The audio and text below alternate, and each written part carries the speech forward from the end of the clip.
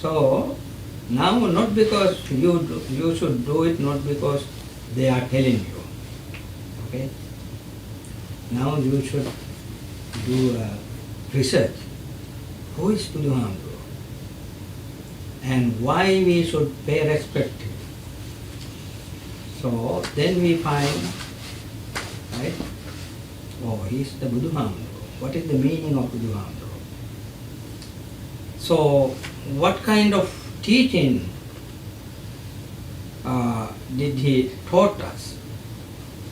So those questions we can get answers. The questions you have, you can get answers. So therefore, you can do a research. Who's Buddha Hamdru? So, is there a real person lived in the ancient time called Buddha Hamdru? What do you think? Or is it a myth? It's not a myth, right? It's a real fact. It's historical fact that there a person called Buddha. He lived how long ago? It's almost 2,600 years before, right?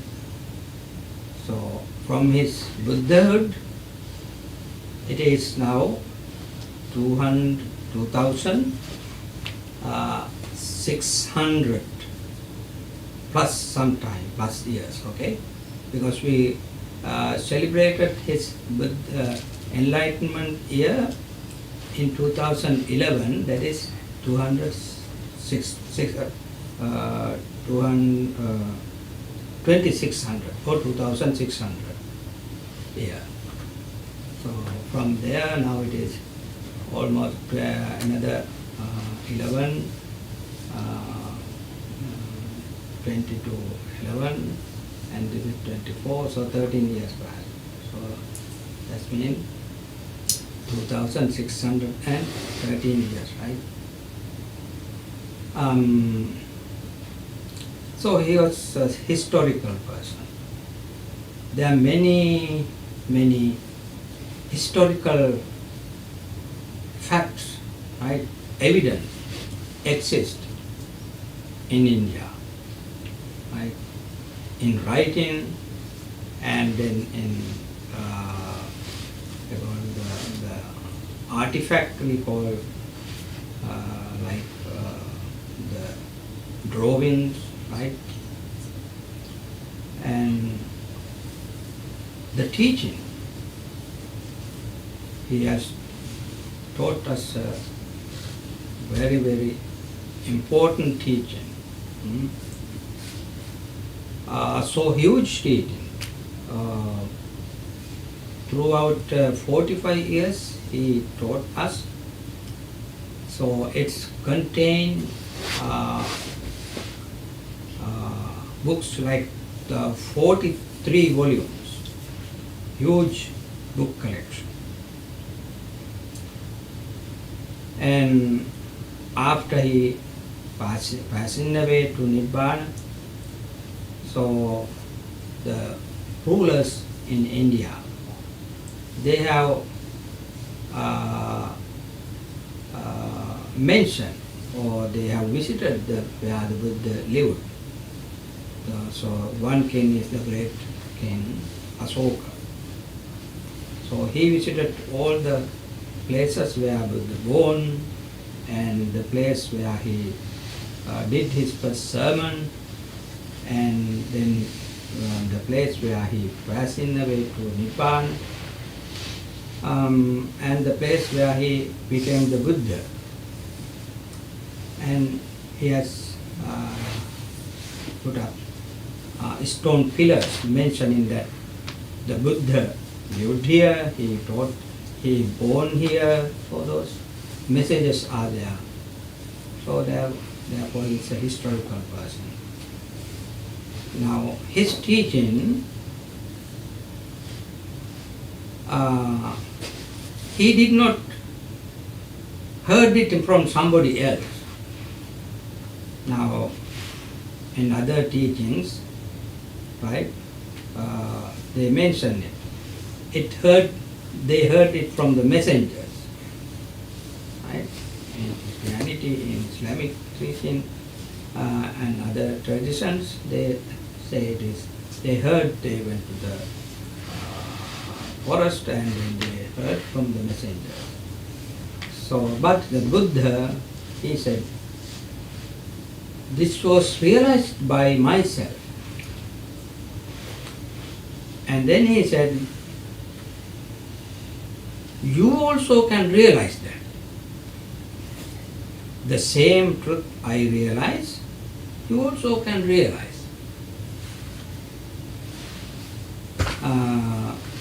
Because he himself realized the Dhamma, therefore he called Samma Sambuddha. So that's the meaning. The meaning of Samma Sambuddha. Buddha means the person who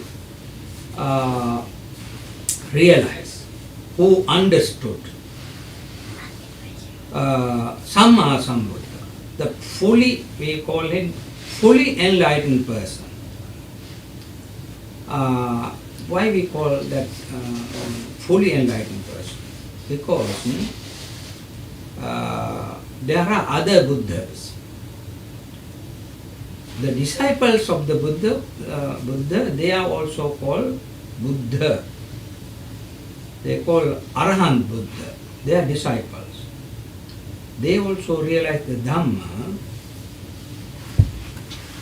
but first they hear it from someone and then they realize. So you can remember who are the first 5 disciples of the Buddha. So if you remember, one name is Kondanya, right? And there are 4 others: Kondanya, Bhaddiya, Vappa, Mahanama, Asaji. So those are the 5 disciples. They are the first disciples. So the first sermon Buddha made to them. So that's first sermon we call Dhamma Chakka Pavattana Sutta. So at the end, the one disciple, the first disciple, Kondanya, he became the first person to realize that teaching. He's the one first understood the teaching. And the later on, other disciples came to know the teaching. Because he is the first one to realize the Dhamma, Buddha called him Anya Kondanya. Anya means he realized the Dhamma. So they are also called Arahant Buddha. But the Buddha, Samma Sambuddha,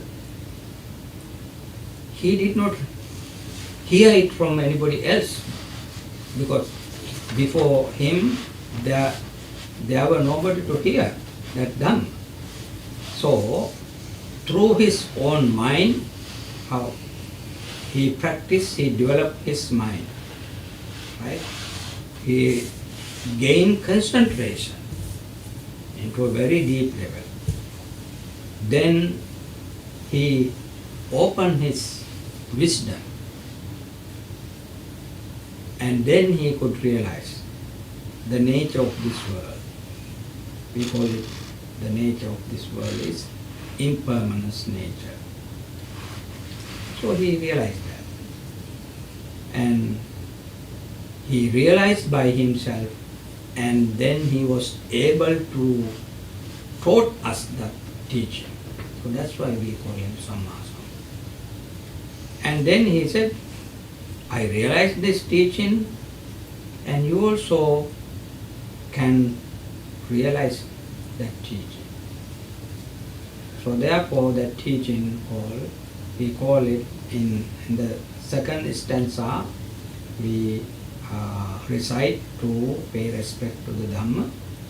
The stanza Swakhato Bhagavata Dhammo Sandittiko, Akaliko, Ehipassiko, Opanayiko, Pacchattam Vedi Tabbo, Vinyuhi.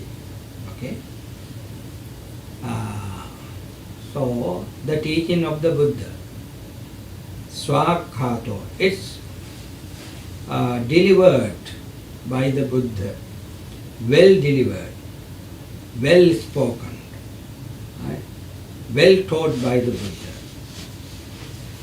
So that teaching, Bhagavata Dhammo, it's Sandittiko. It's Sandittiko. That's one quality of the Dhamma, Sandittika. One can realize this lifetime. We can experience the result by practicing in this lifetime. If somebody follows the Dhamma, he will get the benefit in this lifetime, not after that life. Right? In this life. So the first thing is we should get some benefit within this lifetime. Because we don't know whether we will be in the future or not. Right? We don't know. Right? We say that because it says in the teaching. After someone passed away and they haven't come and told us, oh, I was here before and I was so and so. So only it's mentioned in the Buddha's teaching. So therefore we believe it. Right? So we if we follow that teaching, we get the benefit. It's in this lifetime. So how we get that? So that's one question. Sandittika. Then they mentioned there's another word, Akalika. Akalika. So what is the meaning? Akalika. It's not only for a certain particular period of time. It's forever. It's not only the time where the Buddha was living. And it's not only for present. Even whoever will be in this world system in the future, they also can understand that teaching. It is eternal Dhamma. Right? The importance of the Dhamma never vanish, never disappear by the time pass. It always new. And one can open eye. Whatever the goal in the teaching. So we say that the Nibbana is the main goal of the Dhamma. So one reach to that goal by practicing the Dhamma. And then another word is Pacchattam Vedi Tabba.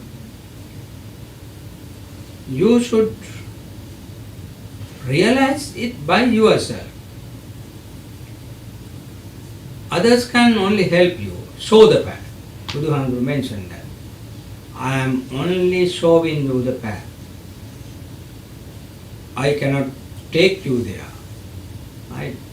I am only showing you the path, and you have to follow the path.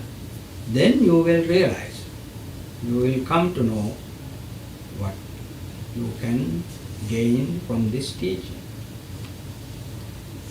So that's why the Dhamma is open to everyone. Ehi Passika, one word.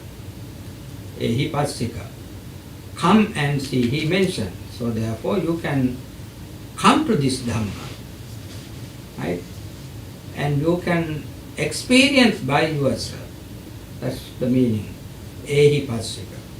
So Buddha mentioned, whatever I realized by myself, you can come into this dispensation and you can practice, and then you can realize by yourself. So that realization should gain by yourself. Nobody can give you that realization. Right? You cannot give me the realization. I cannot give you the realization, or anybody else. Even Buddhahamdru, he cannot give that realization to anybody else.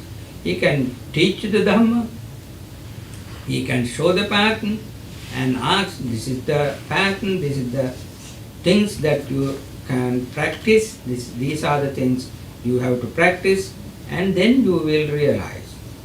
So whatever the goal is, should realize by ourselves. He said, therefore, you have to practice by yourself. The Buddha only do the showing the path. Akkhataro tathagato. That's one explanation about the Buddha. Tathagata means that is another term for the Buddha. He only showed the path. He taught us the path. So whatever things to do, it should done by ourselves. So then you should have the question, who is Buddhahamdru? So you should do that research. Who is Buddhahamdru? Right? I just mentioned a couple of ideas, but you can get many information about him and the teaching, what he taught us. So why we follow his teaching? Why we follow?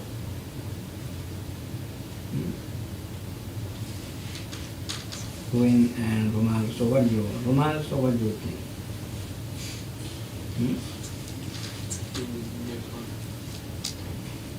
Yeah, Nibbana is the last destination. But aren't we get something for this lifetime? Yeah, so we should get benefit by following. So for that we call practice Sila. There are 3 steps. Sila, Samadhi, Panya. We should fulfill these 3 steps.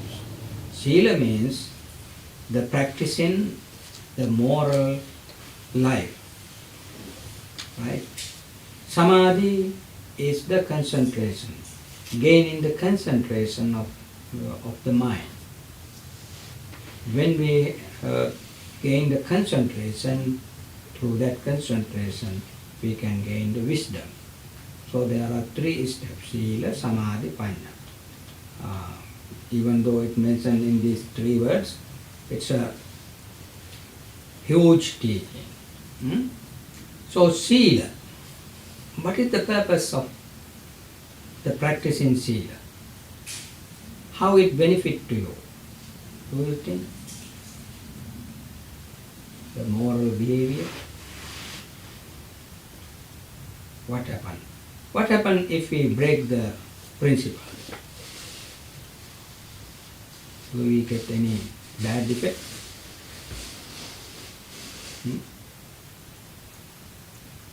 what kind of bad effect we could get.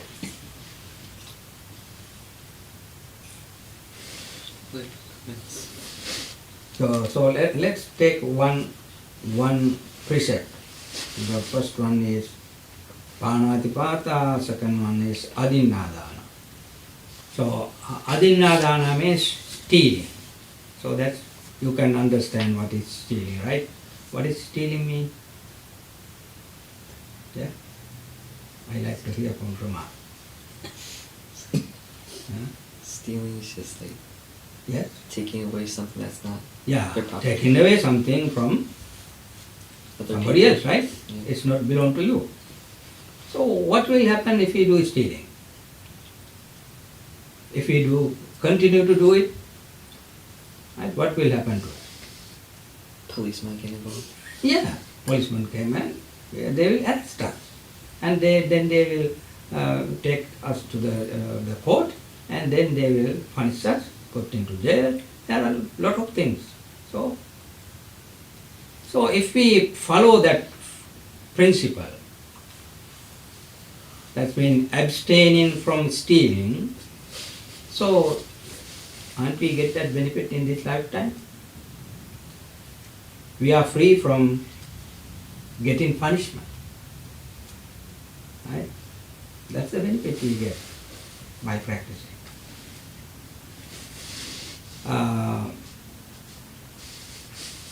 Suppose now killing people, killing beings, animals. So, what will happen if we began to kill people? So definitely we should get punished, right? Right. So, if when we observe that precept, we are restraining from killing, not only human beings, all kind of beings, right? We may find difficulties in practicing it, but therefore we again and again determine to practice it. So, we get benefit in this lifetime, right? Whatever bad outcomes that we are getting by violating those principles, right? We will not get those bad effects, bad results. And we will be able to live happily. So that's the purpose of observing precepts. So let's think about that. The restraining from false speech. So what is the benefit of that? Is there any benefit that by when we restraining from false speech? What will happen if we begin to tell lies? That's also. First thing people will not believe us, right? They don't trust us after that. When they come to know, oh, he's a liar, so we will get that particular term, liar. Oh, he's a liar. So then people began to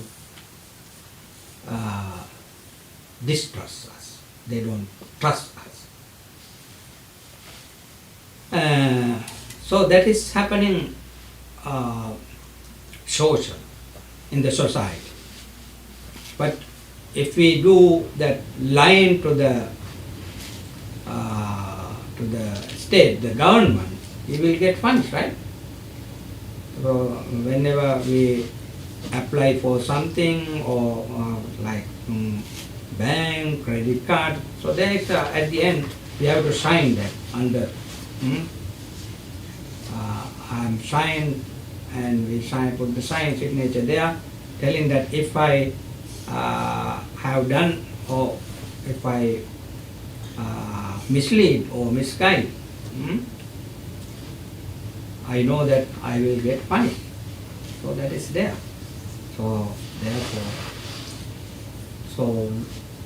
one observe Sila means we are able to have a happy life. So that's the purpose of this life. to be happy. Not to happy by harming others. Buddhahamduru always mention, if something harm to yourself, if something harm to others, so never do that. Because if something harm for somebody, and still if we are doing that, definitely we will get the effect on us one day. We don't know when, but definitely it's follow us. So that is Buddha's teaching. In the Dhammapada book, it's mentioned as the first stanza. Like if somebody do mano ubbangama dhamma manosetta manomaya manasache paduttena bhasativa karotiva. If someone do or tell something paduttena manasa means the corrupted mind. How the mind become corrupted? It's corrupt with greed, then with hatred, and then with delusion. That action lead him to suffer. The suffering follows that person step by step.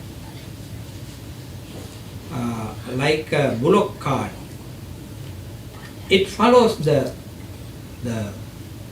ox that dragging the cart. When he moved one step forward, the cart follows. So that's it's a burden to that animal, that ox. So like that, whatever we do, something bad, it's a burden. It becomes a burden to us. So that is the purpose of practicing Dhamma. So we should get benefit in this lifetime. So therefore you think, oh, what is the benefit I am getting by doing these things? Why? By pay respect in Buddhahamduru, what is the benefit we get? So we pay respect him because he is the teacher who taught us this great teaching. Right? It's help us to first to have a happy life in this lifetime, and then if we have a future life, another existence, so definitely we will be happy, because in this lifetime we will not do any bad things, be avoiding, restraining from doing bad things, then definitely we are happy. So we have done good things, so then definitely we will be happy in the future, in the next existence also. So therefore Buddha mentioned, so first thing, not because we are getting the result in the future existence, but in this lifetime.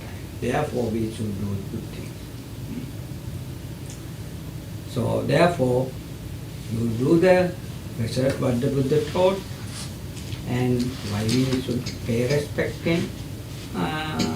So then you will know by yourself. So as children, Buddha's Buddhist children, so you should have some kind of understanding. Suppose someone asks you, who is Buddhahamduru? You are supposed to give a good answer. What is his teaching? So you should be able to give an answer. So Buddhahamduru's teaching is to free from the suffering, to have a happy life, peaceful life. So That is the purpose.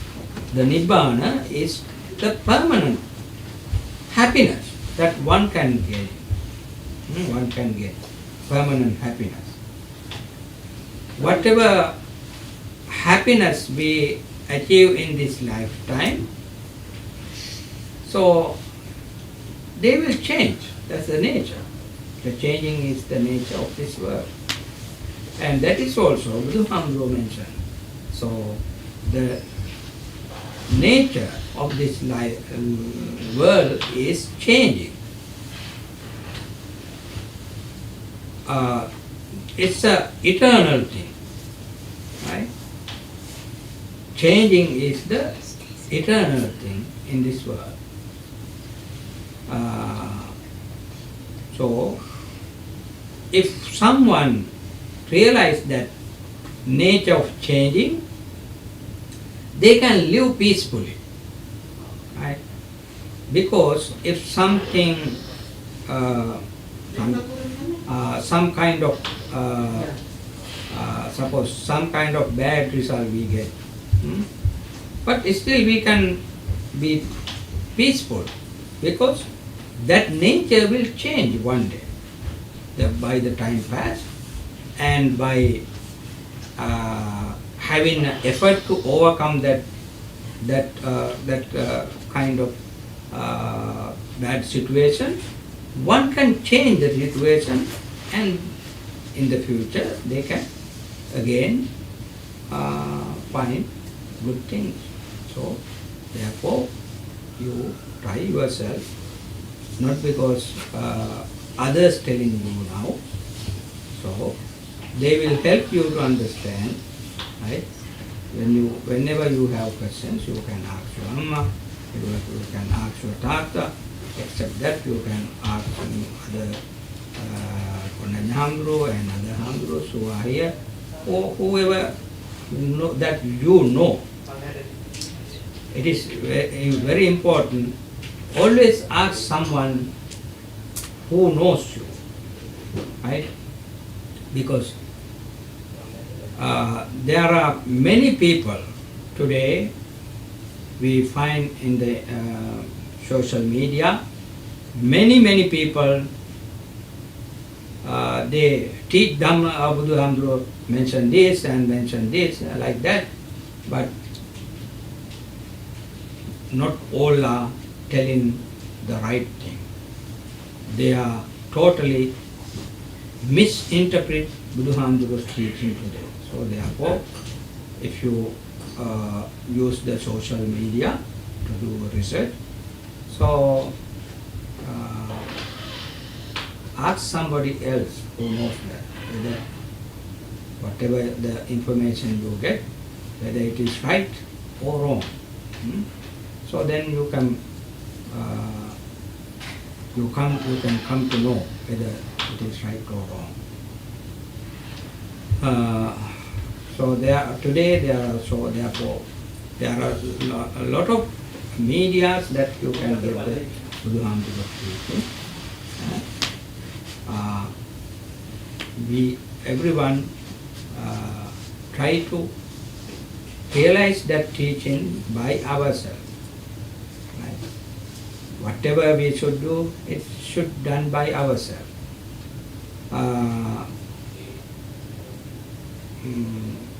Our parents, Amma, Tata, and other whoever we have, they only can help us. They only can show the pattern.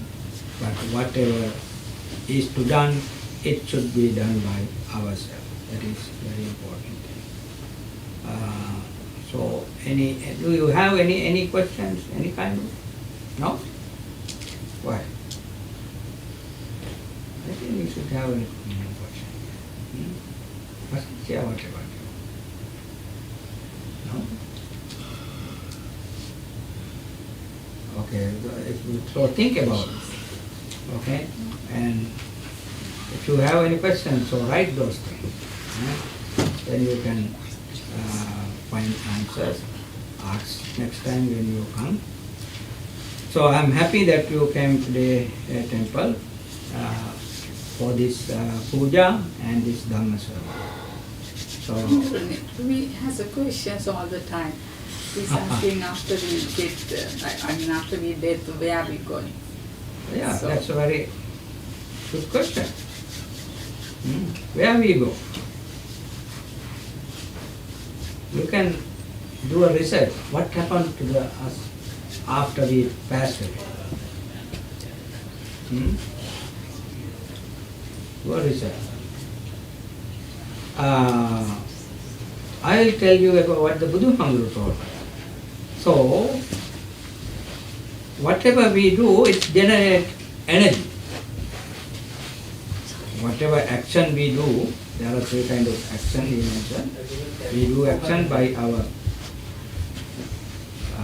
bodily action. Then we are telling, it's called verbal action, thoughts, words, and thoughts by our mind. The mind has itself, it generates thoughts. And then we act, we do something or we say something. So all those generate energy. It is called karma. Right? If it is a good karma, we call it wholesome energy. And if it is bad karma, we call it unwholesome energy. And in Pali we call the wholesome energy we call kusala. And for unwholesome, we call it akusala. So whatever we do, we generate energy. That energy follows us until that eradicate by ourselves. It follows us. So you have to eradicate that, whatever we have done. So therefore, this is not this just a beginning, this lifetime. This is just one moment. It's like a circle, coming and going. So we will be in the future according to what we acquire in this lifetime. Right? If we have a good life, doing good things, definitely we will have a good life in the next lifetime. So it mentioned in the Buddha Guru's teaching. So you can do a research what is happening after one's death according to the Buddha Guru. So the Buddha Guru's teaching. And then you can research, do a research, what's happened one after death according to the Christianity or the Islamic teaching. So check what those mentioned also.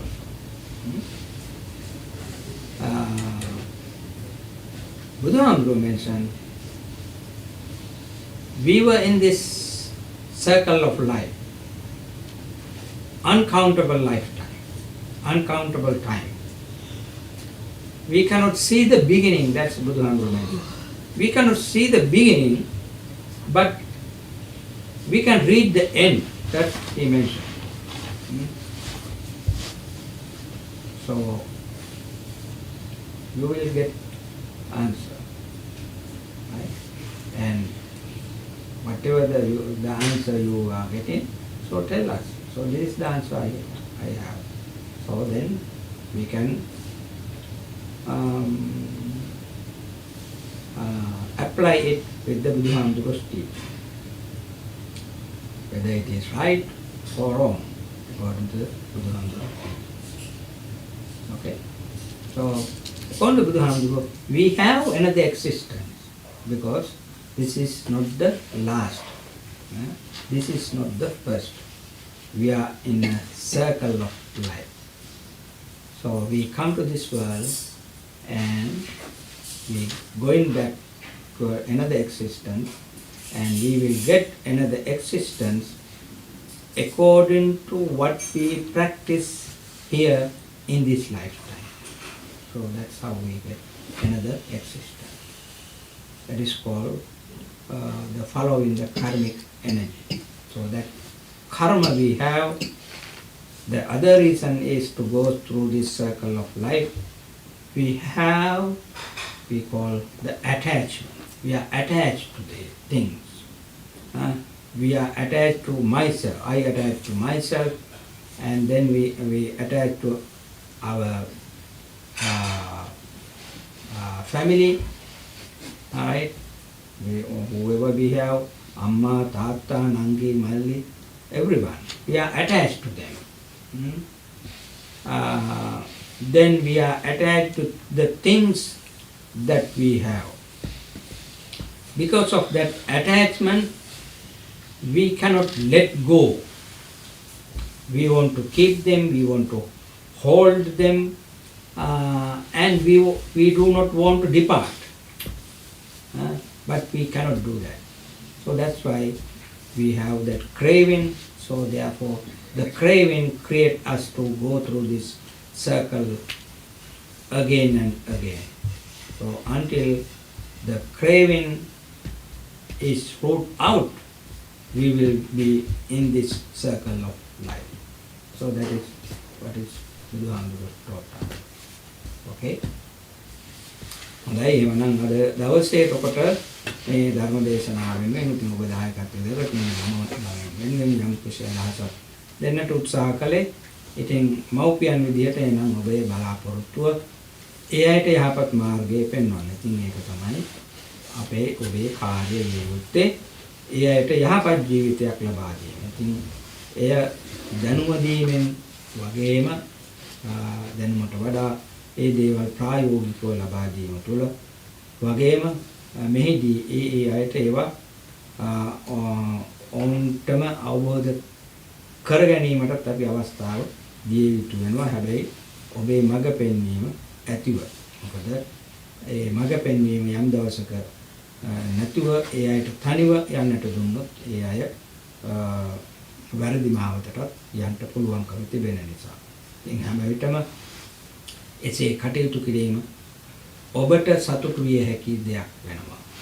මොකද මව්පියන්ට සතුටු වෙනවා ඒ දරුවන් යහපත් ලෙස සමාජයේ ජීවත් වෙනවා දැකීම. ඉතින් ඒ නිසා ඒ සඳහා අපිට බුදුහාමුදුරන්ගේ ධර්මය හැම විටම පිහිට පිණිස පවතිනවා.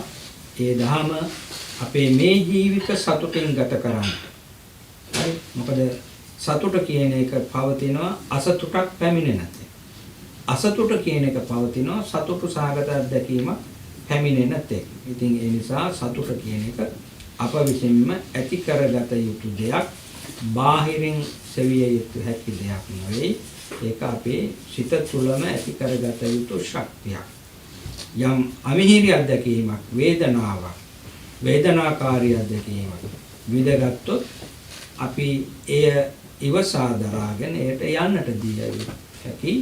එසේ එය ඉක්මලා යනකොට ඒ අසතුටු සාගත ස්වභාවය වෙනස් වන විට නැවත අපිට සතුට පැමිණෙනවා. ඉතින් ඒක ලෝක ධර්මතා එකක් දෙකක් නෙවෙයි. ඒ ධර්මතා 8ක් දහමේ උගන්වනවා. හරි? අෂ්ටලෝක ධර්මතාවයේ විදිහට. ඉතින් ඒ සියල්ලකට මුහුණ දෙමින් අපි අපේ ජීවිත ගමන ගෙන යා යුතුයි. ඉතින් මේ සංසාරේ අපි සංසාර ගමනක් තිබෙන්නේ. ඉතින් ඒ නිසා ඒක සදාකාලික එකක් නෙවෙයි, වෙනස් වෙමින් යන ධර්මතා සමූහයක්. ඒ නිසා යම් දවසක ඒ සසර කියන දෙයින් මිදෙනවා හැරුණු විට වෙනත් ස්ථිර සපතක් ධර්මයේ තුල පෙන්වන්න කරන්න පුළුවන් කමක් නැහැ. ඒ නිසා ඒ සසරෙන් මිදීම තමයි ඒකායන සපත නිර්වාණ ධර්මයේ වෙන්නේ. ඉතින් ඒ අවබෝධ කරනාතේ අපි හැම කෙනෙකුටම මේ සසර තුල සැරිසරන්නට වෙනවා. ඉතින් කුසල් දහම් වැඩිම ඒ නිවන් මාර්ගය සල්සා ගැනීමට, නිවන අවබෝධ කිරීමට හේතුවක් වෙනවා. ඒ වගේම ඒ කුසල් දහම් වඩනකොට අපිට ඇතිවන දේ තමයි පින කියන ශක්තිය. මේ පින් දහම් සිද්ධ කර ගැනීම මෙලොව, පරලොව, දෙලොව සතුටු වීමට හේතු වන කාරණාවක්. එහෙමනම් අද දවසේ මේ සිදු කරගත්තා වූ පුණ්‍ය ශක්තියනි බලෙන් ඔබ හැමදෙනාගේම මෙලොව ජීවිත සුවපත් වේවා. ඒ වගේම අප හැමදෙනාගේ පරලෝක භවයේ සුවපත් වේවා. උතුම් නිවනින් සැනසීම සඳහා මේ සියලු පින් හේතු වේවා කියලා සාදු. පියනන් දෙවියන්ට ඥාතීන්ට පින් අනුමෝදන් කරලා අවසන් කරමු. ආකාසට්ටා ච බුම්මට්ටා දේවානාගා මහිද්దికා පුඤ්ඤන්තං අනුමෝදිත්වා චිරං රක්ඛන්තු ලෝක ශාසනං. ආකාසට්ටා ච බුම්මට්ටා දේවානාගා මහිද්దికා පුඤ්ඤන්තං අනුමෝදිත්වා චිරං රක්ඛන්තු ලෝක ශාසනං. ආකාසට්ටා ච බුම්මට්ටා දේවානාගා මහිද්దికා පුඤ්ඤන්තං අනුමෝදිत्वा चिरं रक्षन्तु लोकशासनम्.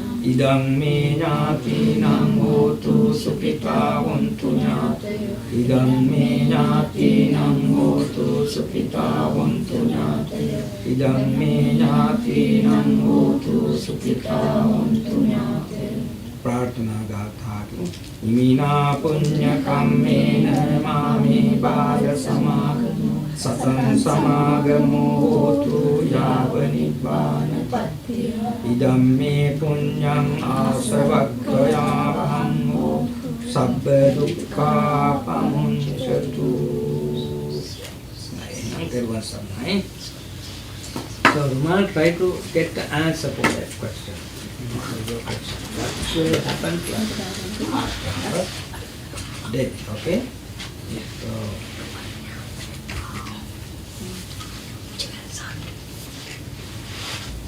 Isha, how the both hands. That's why when we give something, always we give it with both hands. Okay. Thank you.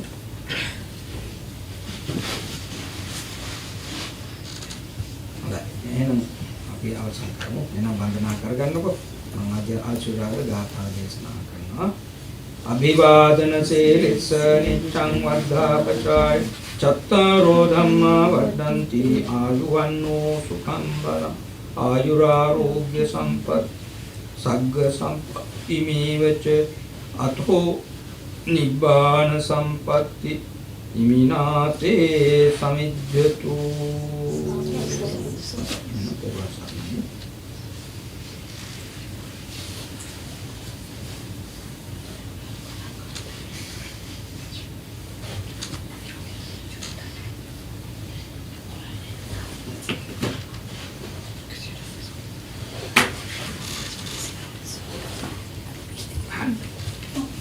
එහෙනම් දියන් පොතේ නමස්කාර.